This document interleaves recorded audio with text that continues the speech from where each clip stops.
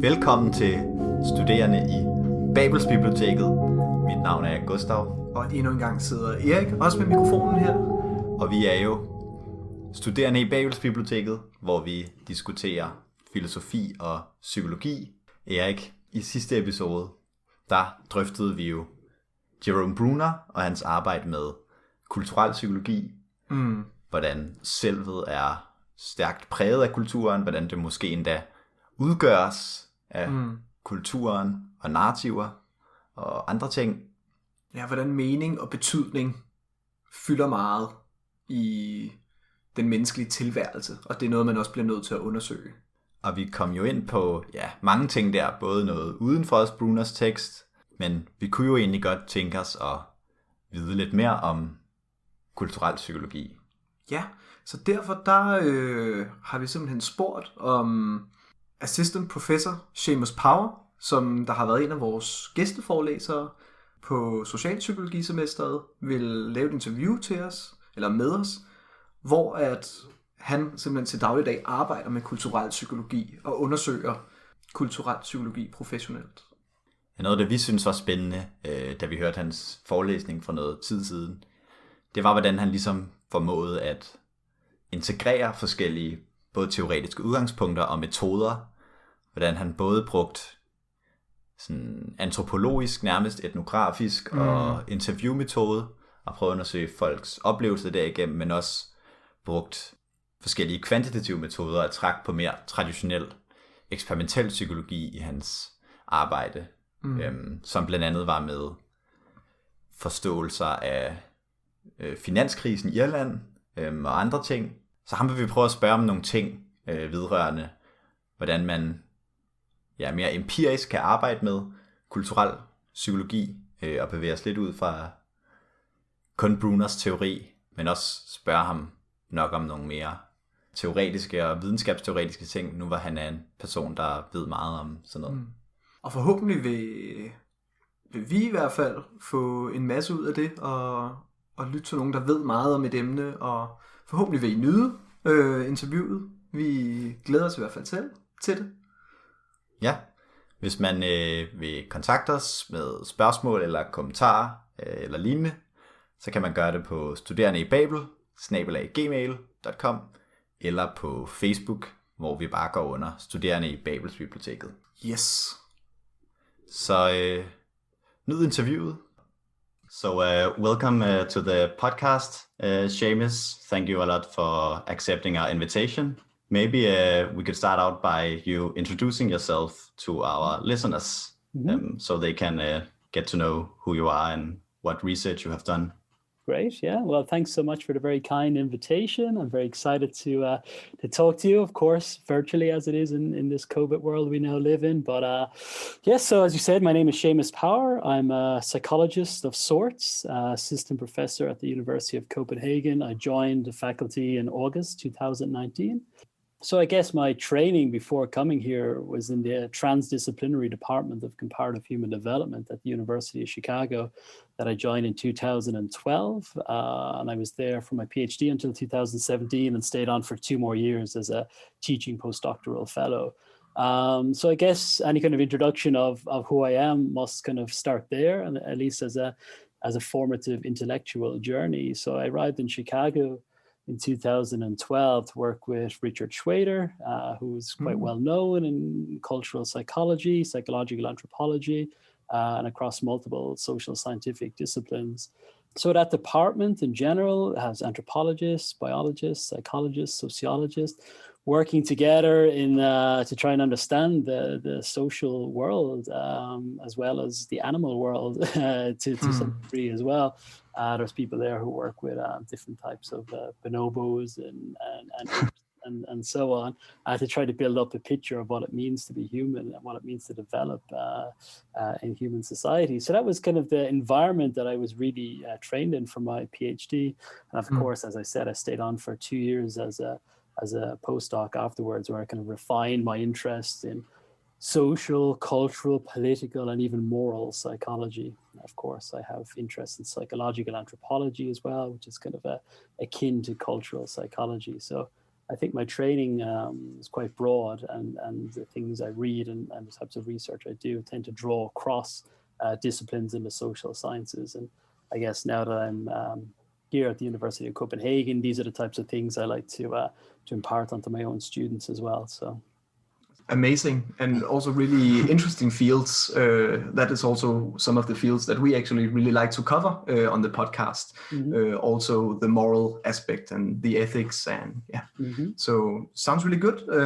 But before we start to delve into your work, we would actually like to ask you what you think that cultural psychology actually means, or you try to specify what the cultural psychology, the field you're working in, is for you.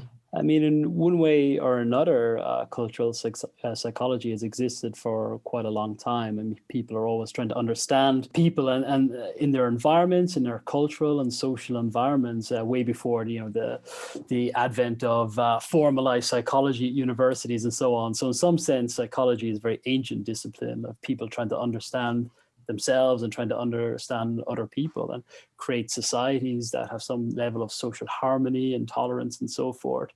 When it comes to more formal, I guess, cultural psychology, there are many potential quote unquote start dates that one can think about. I mean, there was a re-emergence of interest in the late 1980s and 1990s in cultural psychology. Across Europe and in the United States. So you had people, as I mentioned, my advisor in Chicago, Rick Schwader, you had Michael Cole in San Diego, Schwader in Chicago, Hazel Marcus at Stanford, or now at Stanford, I was at Michigan at the time, with Shinobu Kitayama, the Japanese psychologist who's still at Michigan, I understand. So you had people writing about culture and trying to formalize maybe some ideas and then understand cultural differences that one can observe across the globe, in terms of how people think about themselves, how they experience or understand emotions, how they remember the past, how they imagine the future, and so on. So cultural psychology is a very basic definition. It's how cultures and minds make each other up. So you're looking at this co-constitution, this dialogical relationship between culture as maybe a set of values, beliefs, morals, practices that exist in some form, quote unquote, out there. But of course, people are embedded within these social and cultural environments and come pre-wired as individuals into the world. And we're formed within these cultures, and simultaneously we form the cultures in which we live in. So you get this kind of cyclical dialogical process between culture as a set of, as I said, values, beliefs, morals and practices that people contribute to and are informed by themselves. So another way of putting that would be to think about cultural psychology as this idea of universals without the uniformity. So some people, when they think of cultural psychology, they think of anything goes. Oh, over here in this place, this is how they raise their children, or how they have family life, or how they think about themselves. And over there, we have a different set of cultural practices, and this is the job of cultural psychologists. So I think this idea of focusing on differences and divergences is only half the story when it comes to cultural psychology. So cultural psychologists, like many other forms of psychologists, believe in universals, that all people might think and want and feel, judged to be good or bad, right or wrong, have certain practices and ideas of what a good life is, or how one ought to raise a family or develop through the life course and so forth. But the manifestations of these wants, feelings, values, cultural practices, morals, vary across time and culture. So you get this kind of skeleton architecture when it comes to understanding universals, but the stuff of human life, the things that people think and feel and judge to be good and bad, are made manifest across times and across cultures. And of course, they can seem stark at times as well when you look at some particular differences. Yeah. So it also sounds like, because I also think that many people, when they think of cultural psychology, they think of the differences in cultures. But as I hear you say, you also say that there might be some underlying mechanisms that actually work at the universal level, but still come to different phenotypes, you could say, maybe, or So that sounds really interesting.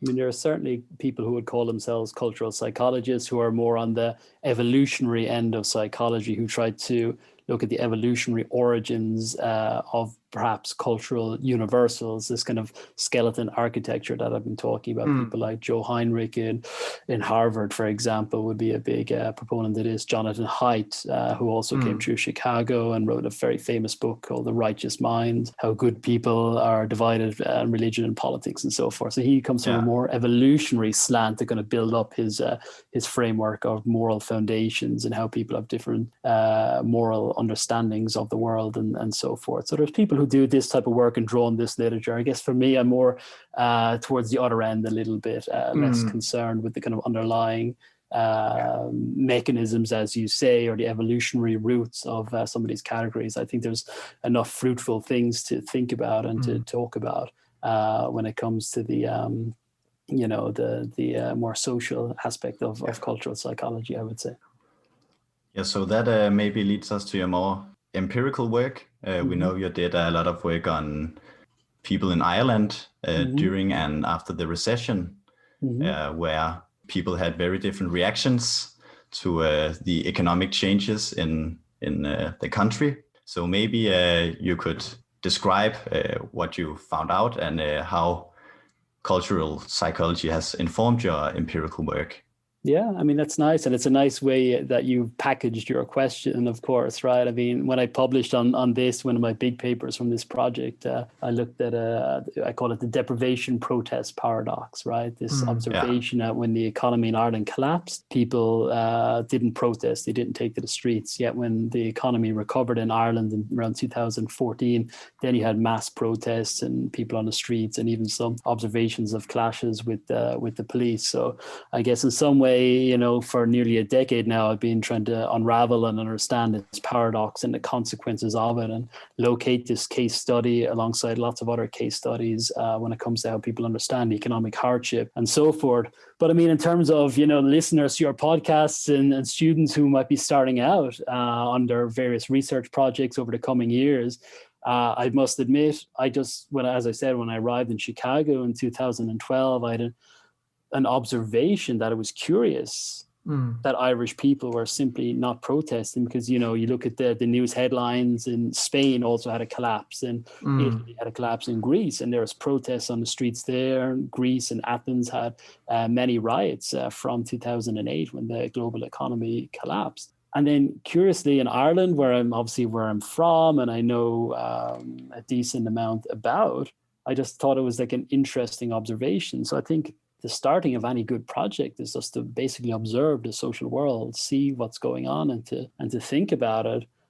So I had no grand plan that this would be, this observation would take a decade of work, if not more, to unravel. So sometimes you just have an observation and you have some courage to try and find out, what was going on. So for me, I was not an expert in any way, and I'm also now not an expert a decade later on economics in any way. But I thought one good way to understand these narratives of an economic decline and so forth was to talk to people who are experts in the Irish economy, basically, which involve, of course, some economists, but also people in the public eye, people who are commentators on TV and radio, journalists who are writing about the economic recession in Ireland. And I interviewed these people, basically asking, what's going on in Ireland? What are the causes, consequences, and solutions to the recession?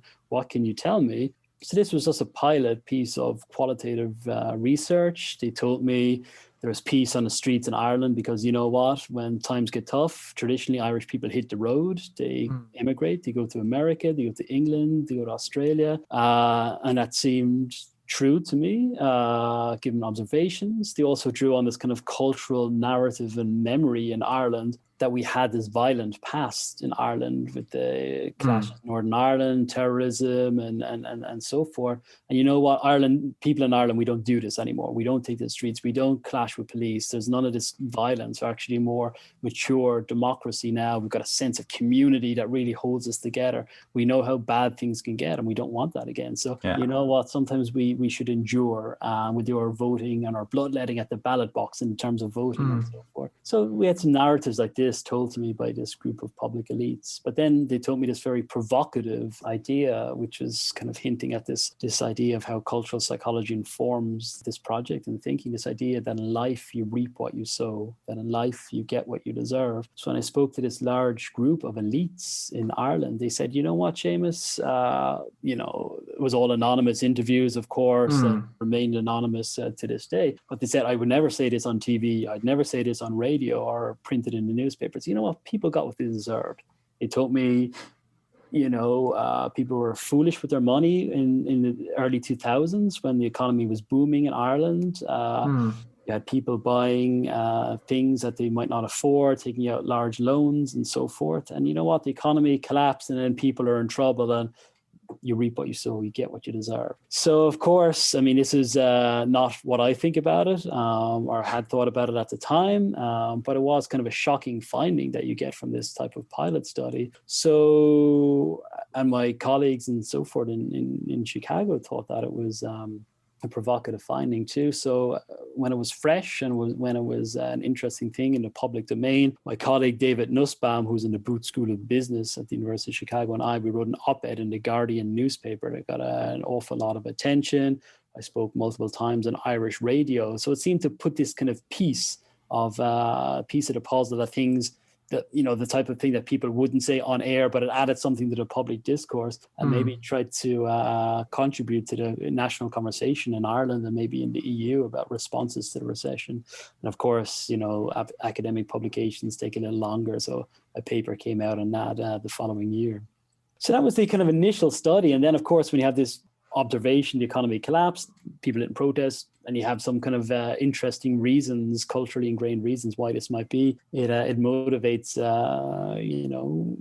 further study. So, people say, okay, this group of elites, but what about other people? So the following study looked at a group of unemployed people in Ireland and what their experiences were. And what I found here was that they were had internalized this narrative that, you know what, there's lots of problems going on. There's lots of people to blame in Ireland. But you know what? I kind of, have this kind of idea. They told stories that, I blame myself a little bit. They told me stories of lying to bankers to get bigger loans and mortgages and being maybe a little bit foolish with their money, flippant with their money.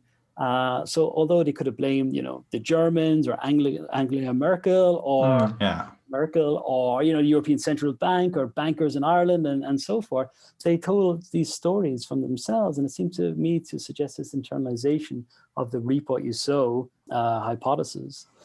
So from this, a common complaint that you get with qualitative methods, maybe you're picking up on this in your studies too, that people, in my view, erroneously tend to put themselves in different camps when it comes to methods, either qualitative stuff or either quantitative. And it seems very simple and straightforward to me that, one ought to be able to do both and use both to understand societal and social phenomena and understand the mechanics and of how to do it on a practical level, as well as some of the philosophical and deeper issues.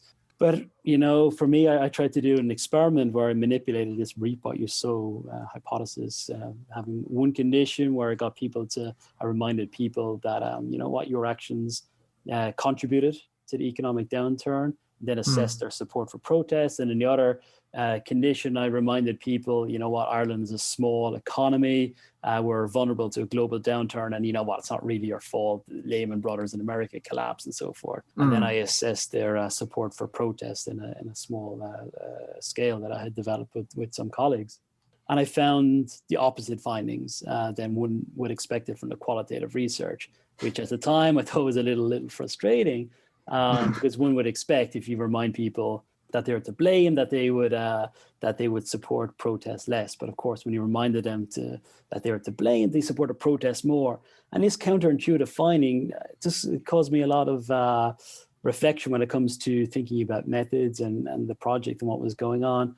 And one somewhat conclusion that I drew from it was that simply people were no longer willing to be told that they should reap what they sow, that they were to blame, that they caused the recession. So time had moved on in Ireland from the timing of the experiment that was done some years later than the initial qualitative research.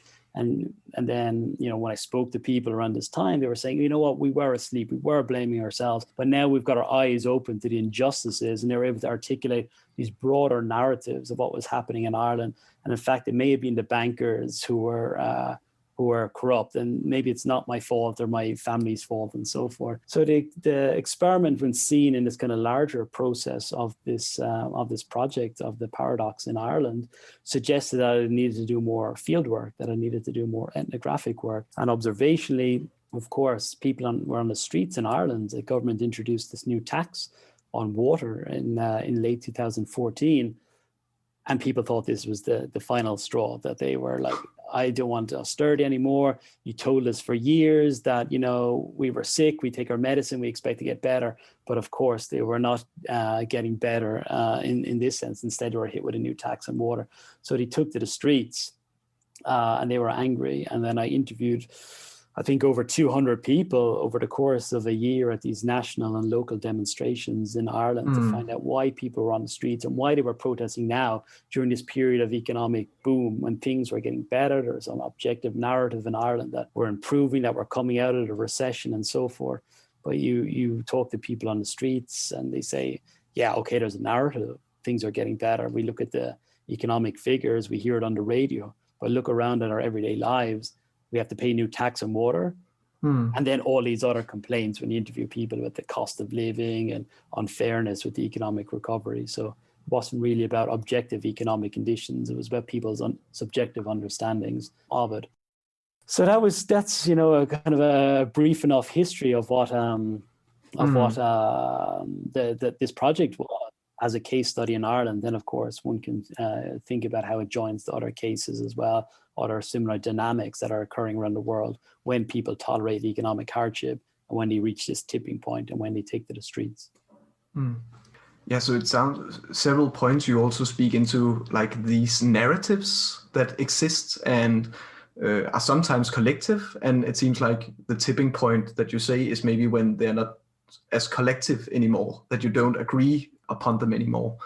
So yeah, maybe if you could say something about how these narratives come and start to exist, and maybe how they evolved or get I think that's a good question. I mean, I think narrative psychology is within cultural psychology, I think it's incredibly important. I think you guys, and I think in my lecture that you might have heard, you know, I discussed Jerome Bruner, who I think died just a couple of years ago, but was still quite active until he was nearly 100 years old. Yeah, so real kind of impressive. A real impressive figure, of course, for a very long time in cultural psychology. And as you know, he wrote this book, Acts of Meaning, where he talks about narratives and the importance of narratives, of how they shape our lives, right? So I think he's done incredible work in this way.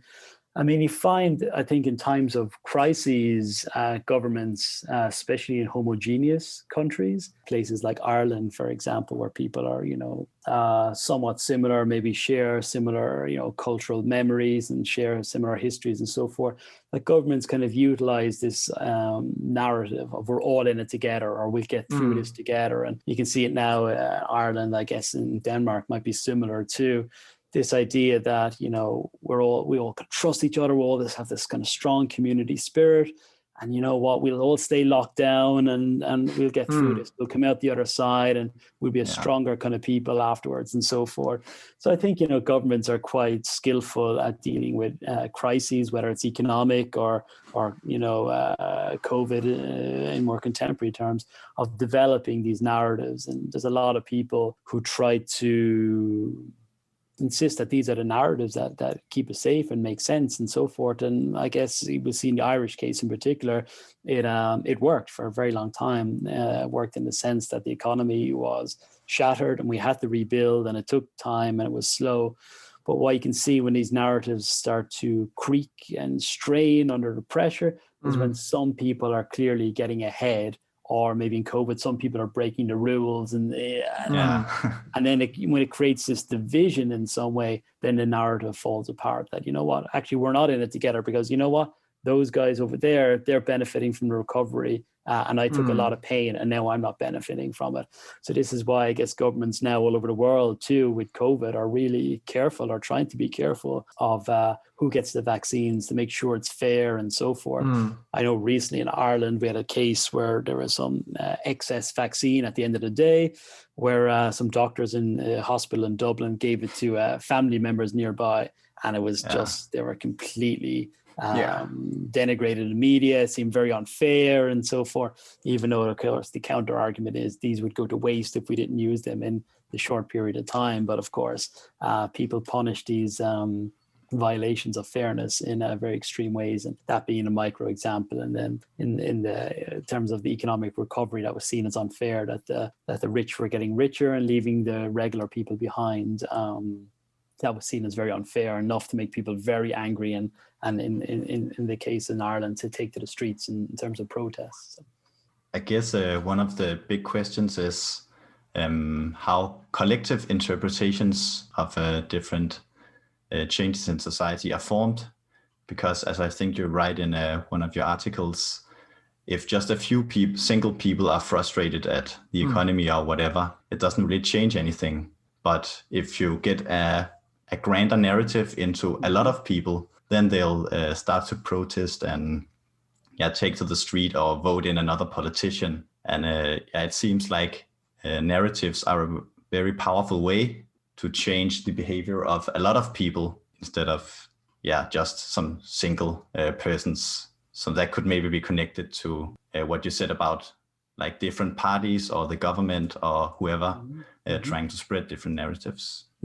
Yeah, I mean, I think narratives are important in this way, but of course, there's many, maybe there's infinite number of stories and narratives in around the world in terms of how people should act and so forth. There's a famous line, I think, from William James, one of the founders of contemporary psychology, where he talks about there being as many imaginings of the future as there are people to imagine it. So everyone has their own kind of conceptualization of how life could be, or in the moral domain, how it should be. But I think when it comes to narratives and social change, I've got some colleagues in Aalborg University up north in Denmark who do really interesting work on this. Brady Wagner and Sarah Awad, who write on the Arab Spring, for example. Maybe a decade ago, I think it's the 10th anniversary kind of ongoing now of the Arab Spring. But they look at these kind of symbolic manifestations of injustices or inequalities and so forth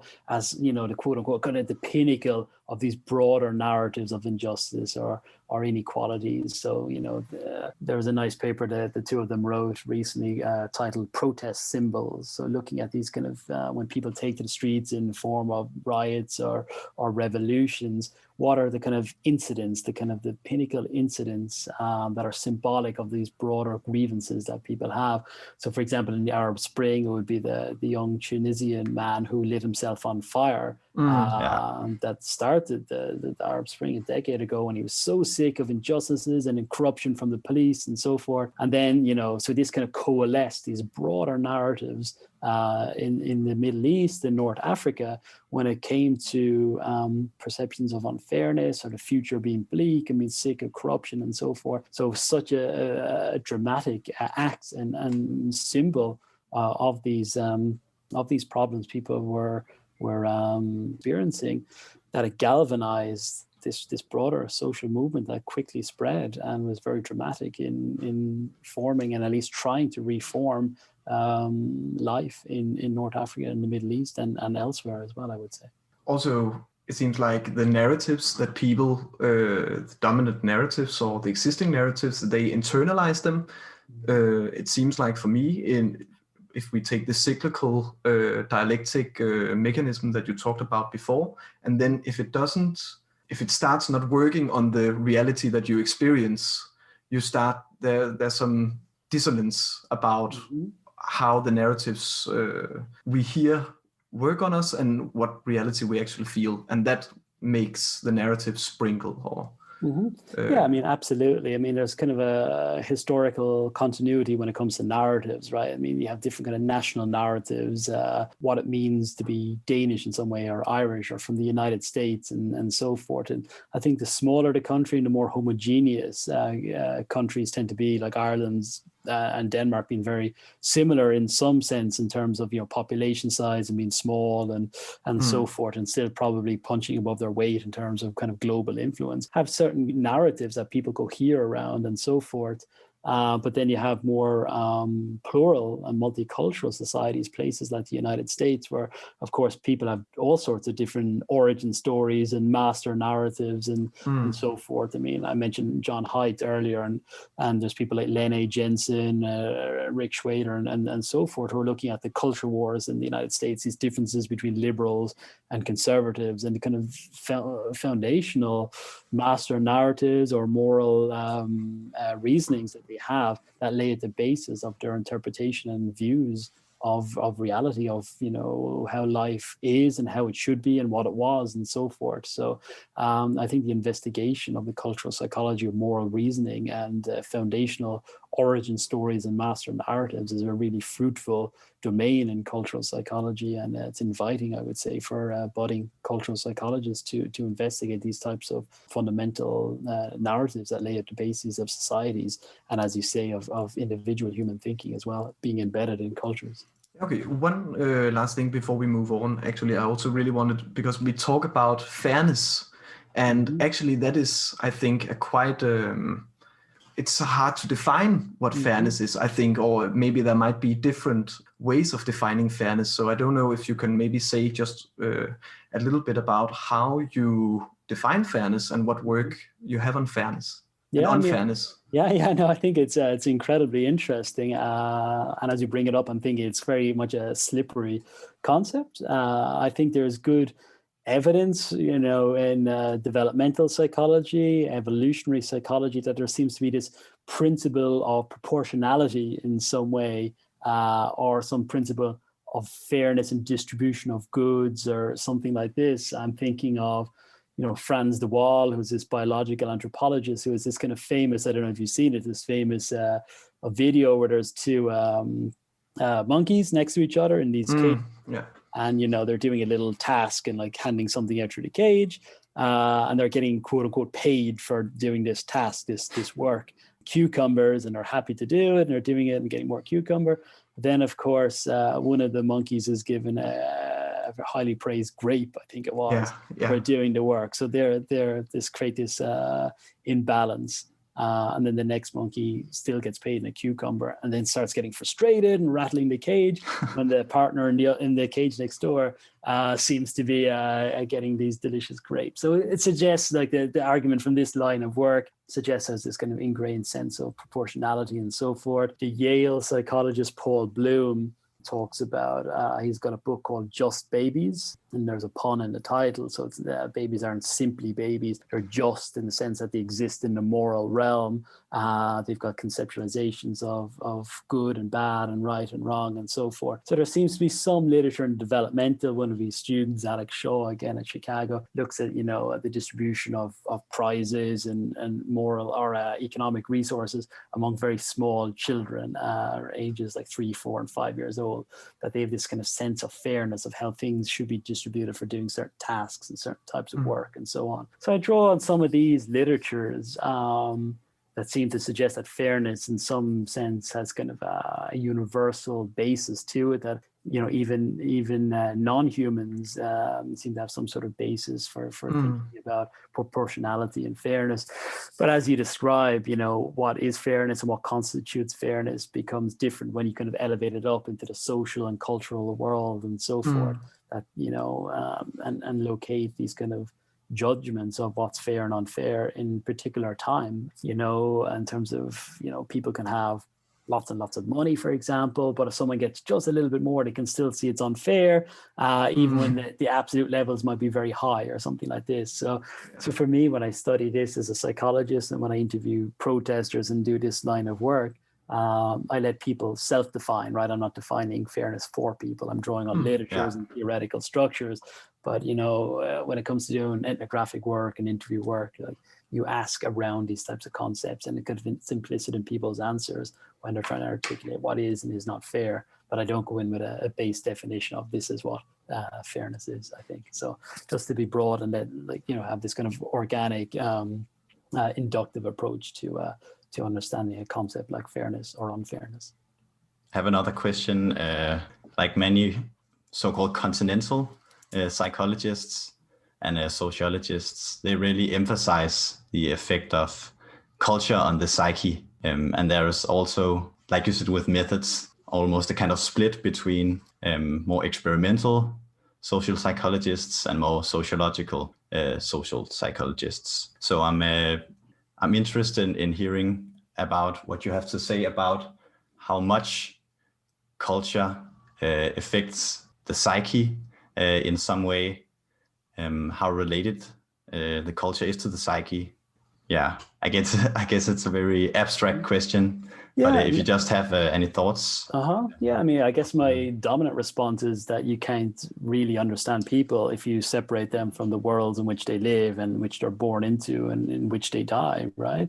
And which they think they may or may not have an afterlife, for example. Right? So you can't separate people from their context. And then, you know, different people emphasize a variety of contexts. For me, I guess I'm a cultural psychologist. I'm trying to understand kind of cultural processes that I've been talking about and how people locate themselves and who they are and how they feel and how they act within these cultural contexts. Other people are more interested in urban environments, right? Like this context of like living in a city versus the country and different formats of city design and are more urban psychologists. Of course, we're getting a lot of attention now, rightly so, for environmental psychology when people are in their different types of environments and what does environmental change and, of course, related to climate change. How does this impact how people act and feel and so forth? So there's many different domains. I think it is sometimes when, you know, there's a false distinction between, you know, what people would call social psychology, where it's built up with quantitative experimental methods, or my kind of social psychology that emphasizes a cultural or moral aspect using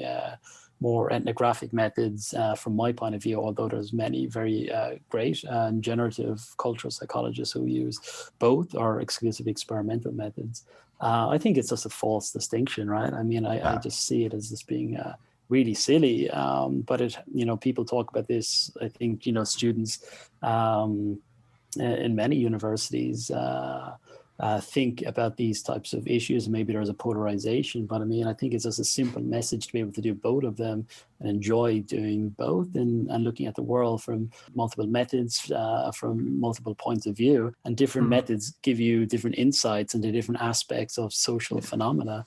And I just think it's just, you know, it's quite simple, and it's hard to really get a grasp on why this division lasts for so long. Like when I was like you guys in undergrad, you're hearing these types of debates, and people far more senior than me, I'm sure they were hearing similar debates. But as I've kind of articulated at the start, and, you know, I mean, I think even within psychology, you have to locate with different disciplines across the social sciences. I've hinted at, you know, economics and anthropology, philosophy, linguistics, and so on. I think with methods that you have to have multiple methods to understand the social cultural world.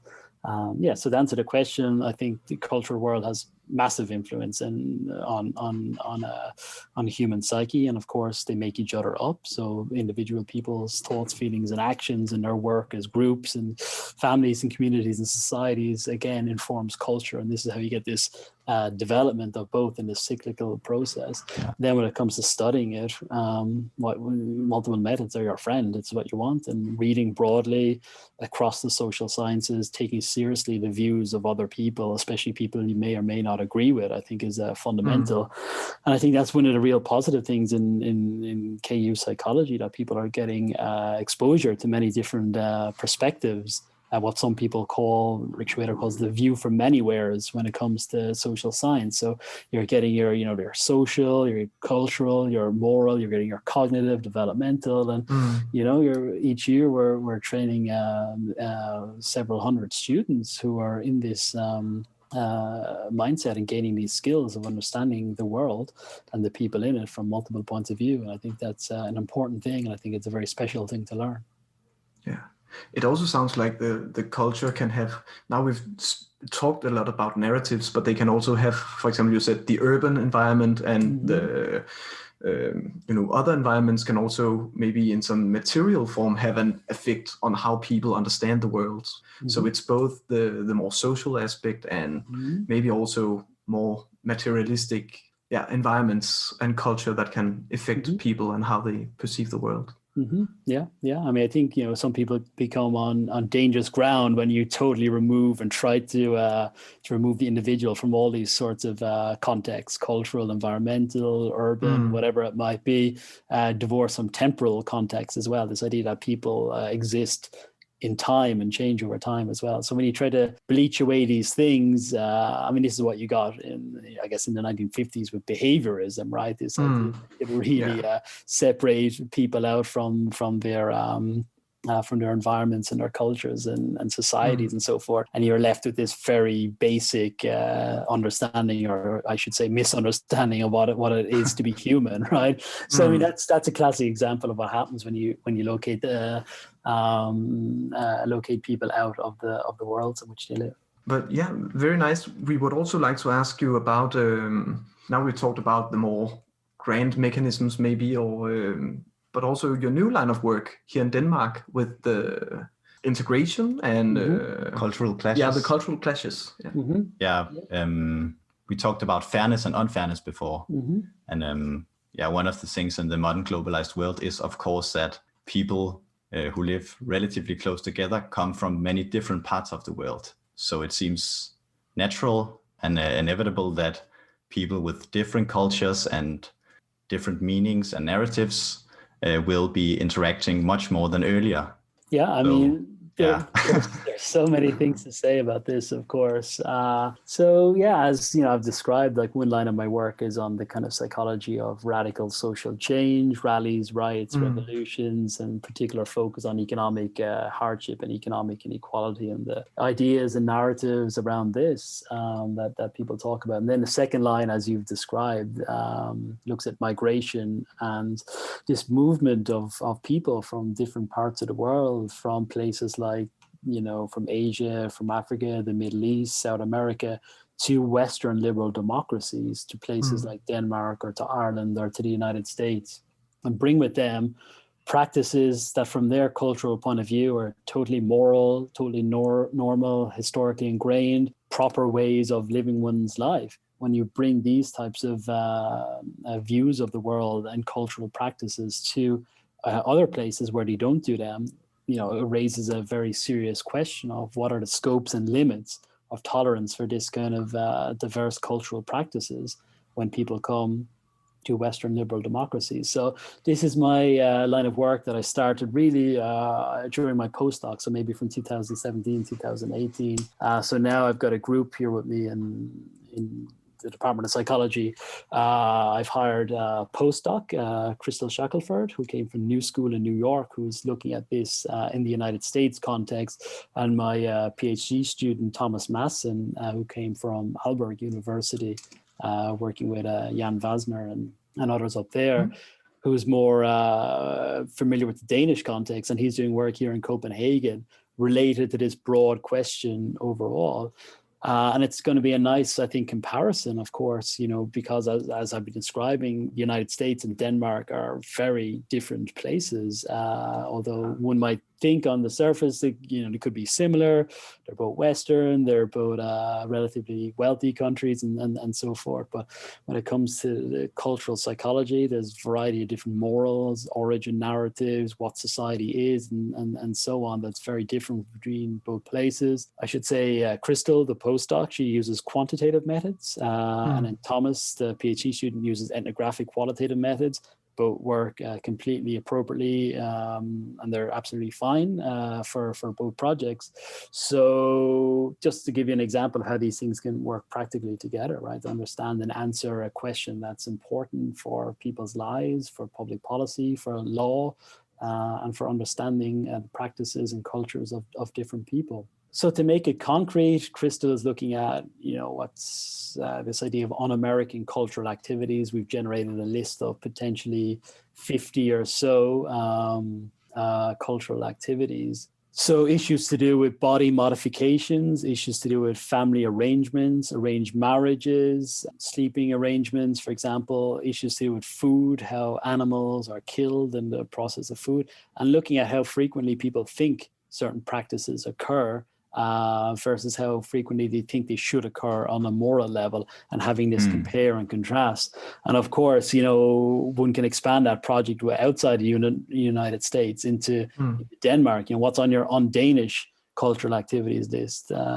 Is it on Danish to be vegetarian, to not eat bacon?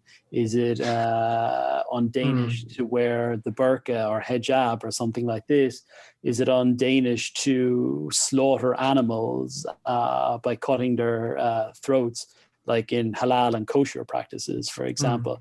So these are very real and topical things that arise, questions and issues that arise when people migrate with one moral and cultural set of understandings and values and beliefs and practices to another cultural context. So Thomas, the PhD student, is investigating gentrification and the introduction of the ghetto laws in Copenhagen.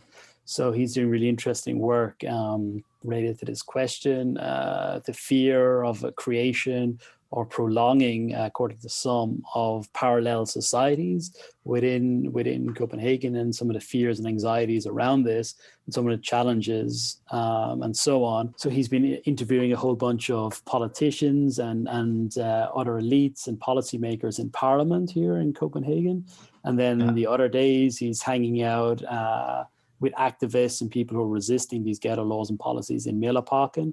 And then he's also spending time and interviewing people, doing ethnographic work with people who live in Nordbro, who live in this diverse, multicultural neighborhood, and looking at their opinions on the ghetto laws, in particular looking at their opinions on Mølleparken. How much tolerance do they have for diversity? What types of diversity?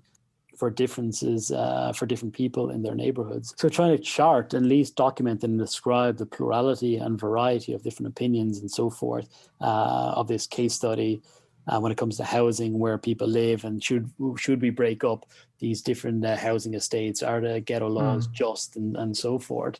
And trying to use multiple methods with multiple groups of stakeholders to understand the phenomenon, and then shed some light on this. Of course, the ghetto laws are, I would imagine, and I think it's true, they're strongly supported by many people in Denmark, but they've also received lots of international condemnation from the United Nations, for example. They got a lot of bad publicity from more multicultural liberal perspectives in New York Times, The Guardian, England, and the United States. Were very critical of the introduction of the ghetto laws and so forth, and this kind of heavy top-down assimilation that's in vogue in Denmark, of people having to become Danish and melting away any cultural differences and so on. So it's really interesting. That's the national policy in Denmark and other Scandinavian countries too. You have this high pressure to assimilate and to learn the language, to dress the right way, to eat the right foods and act in the right way and so forth. And this contrasts, of course, different countries. For example, Crystal's work in the United States, which has more of a focus on cultural pluralism, where you don't have the same top-down pressures to assimilate, where there's more of a live and let live attitude, where people can express their cultural views and beliefs and so on. So to a greater degree than in other countries. So you get these different policies, and it raises interesting questions that I think generations of cultural psychologists have been and need to be working on in a globalized world. How to create sensible societies that promote social harmony and tolerance and so forth when people who are different come together. do have assimilationist policies to melt away or bleach away cultural differences? Do you have a multiculturalism, cultural pluralism of a live and let live, that everything is okay? And what are the scopes and limits of this? So there's big questions to be asked. And so this is the line of work that I've started doing here in Copenhagen with my 2 students. What do you think are some possibilities for fellow understanding between maybe people from different cultures who live close together, like immigrant neighborhoods, maybe next to some people who maybe don't think they should be there? Do you think there are any possibilities for different groups like that to understand each other's different cultural backgrounds? Yeah, of course. I mean, more work I've been doing recently with some colleagues, Jennifer Sheehy-Skeffington and Sandra Obradovic in England at the Open University and the London School of Economics, has been on populism and how right-wing strong men, the likes of Boris Johnson in England and Trump in the United States, are really creating these divides and exaggerating and creating fear when it comes to migrants in different countries and cultural pluralism, representing it as a negative thing, that people who are different from you are somehow dangerous. They're creating a society that we don't want to live in, and so forth. So you can see this populist turn all over the world, not just in Western liberal democracies. You see it in Brazil and India and the Philippines, as well as UK and the United States. And even hints of it as well in Scandinavia, that these people, these leaders can get into power off the back of having these views, and then once they're in power, to really exaggerate them and create differences between people. I think that's it's a very dangerous process that's happening around the world, and ought to be understood and so on. So it creates gaps between understanding other people. But of course, I mean, my job as a cultural psychologist is to understand other people and to educate students here. That, you know, I teach, I guess, hundreds of students each year that listen to my lectures and so forth, that go out into society, into Danish society. And I would hope that via my students and maybe outreach things that I do, like podcasts or being in the newspapers and this kind of stuff, that you can get people to slow down, to be slow to judge the cultural practices of little known others, that we can at least document and describe the moral lives that other people live, and why things are not just crazy or senseless or barbaric that, quote unquote, these people do, that there's good reasons that are culturally ingrained, historically ingrained, culturally widespread, of why people do these types of things. So at least to understand as the first point. You might conclude that you don't agree with these cultural practices of body modifications of children, for example, or wearing certain clothes that are seen as negative by some people, or so forth, or ways of eating food and consuming food. But at least students, I think, who come through my classes should be aware of the deeper meanings of these practices before judging them. So I think my message would be to slow down a little bit and to try and understand the worldviews of little known other people. Yeah, that's also, we've also been presented to the works of Valsiner as well here on developmental psychology. And it also seems like when we have these common mechanisms or common ways of structuring our lives, and we see that they can turn out in different ways, you know, they are not just homogeneous ways of structuring a life, but you know, you can actually do it in different ways. Maybe also the understanding of that can broaden out the perspective on the similarities and not only the differences between cultures, it seems like, in my understanding. And it seems also what you're talking into here. Yeah. I mean, Jan Vasner is again one of these psychologists who's highly generative and has trained lots of different students who've gone on to have very prosperous careers and very interesting careers as well. you're reminding me when you speak about human commonalities of something I've just written recently with the sociologist Michael Jindra for a book by Mia Hendricks, a PhD student in Georgetown, and her advisor Fatali Moghadam, again, another very prominent psychologist. They're writing a book on immigrants, psychological perspectives. So Moghadam in particular is an advocate of this idea of omniculturalism as a kind of an educational policy and a societal policy for thinking about a middle ground between the Danish type assimilation and the US type multiculturalism. That first we highlight human commonalities, particularly in a school setting with young people, that we're all quite similar in some ways. We have a lot in common, and highlight these as broad categories and broad things to create overlap between people. And only after we create these commonalities and links between people, then on a secondary level, we should think about what makes us a little bit different and what, and celebrate these and understand these differences. So this is Moghadam's view, and of course, it's just trying to get at this middle ground between this kind of polarization and so forth. So yeah, there's many interesting debates and things to talk about when it comes to these policies, when peoples come from one perspective to another cultural perspective. Maybe we could also ask, maybe also to explain further. Then now we've talked about a lot of topics. So why is or how is cultural psychology good at exploring these concepts? You've also talked a little bit about the methodology.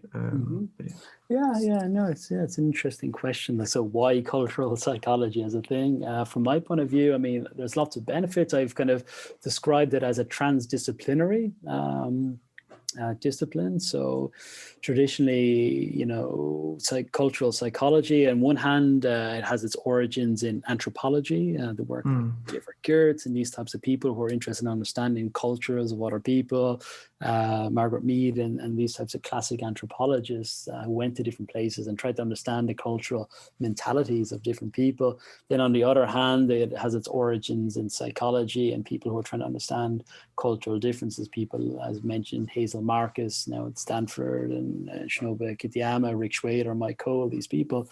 And of course, it draws on, when it comes to methods, it draws on quantitative methods, comparing and contrasting the mental faculties of different people, their conceptualizations of self, of feelings, of human development through the life course. Other people use more ethnographic methods. They're embedded in different communities and spend a lot of time there and really chart from the bottom up what life is like. So I see this as an advantage to cultural psychology, that you get the best of anthropology, you get the best of psychology, and this combination is appropriate. I mean, then it brings in issues to do with linguistics when you're looking at, particularly from a qualitative point of view, how people are constructing the conceptualization of society or family or kinship structures or their own sense of self and so forth. So you draw on these types of, discursive type of theorists and so forth. And of course, when I talk about culture and minds making each other up, this draws on philosophy as well. I mean, there's deep issues, and I guess you're learning about in the philosophy of science, of different ontologies, different ways of understanding actually what the world is and so forth.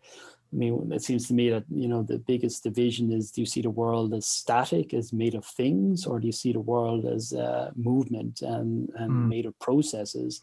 So you talk about mechanisms, by which I understand you to mean processes. So cultural psychology is really good at highlighting these processes and has methods appropriate to studying it, whether they're quantitative and are capturing a little part of this process that might be interesting, or if you do like me in the Irish example, over several years you're following the process of economic hardship and economic inequality, and you're trying to get it multiple times using qualitative methods. So both go hand in hand, but the deeper philosophical issue of understanding the ontology of the social cultural world as evolving and involving processes encapsulates both methods, methodological traditions, I should say, but highlights the subjective nature of movement and processes that seem at the basis of human life. Fantastic. Yeah. Maybe we will end the interview here. Again, thanks a lot for your time and your expertise. You're very welcome. It was an absolute pleasure to talk to you guys. Yeah, and we also wanted to ask if now our listeners want to check up on your work or want to follow you, where can they do that? Oh, that's great. I mean, yeah, I've got my academic website, both in Danish and in English, on KU Psychology, so you can find it there. I've got my own personal website, SéamusApower.com, where most, if not all, of my publications are freely available, open access, so people could read some version of them anyway that are online. And then I also am on Twitter, which I quite like to use, at Séamus A Power. So, I tweet papers that are of interest, or occasionally when there's job openings and PhD positions and so forth in my group. So that might be one to keep an eye on if people want to follow some of my work. But yeah, so thanks so much for your time and your very interesting questions. And I'm excited to see what trajectories your own careers go as you get through the program. Thank you so much.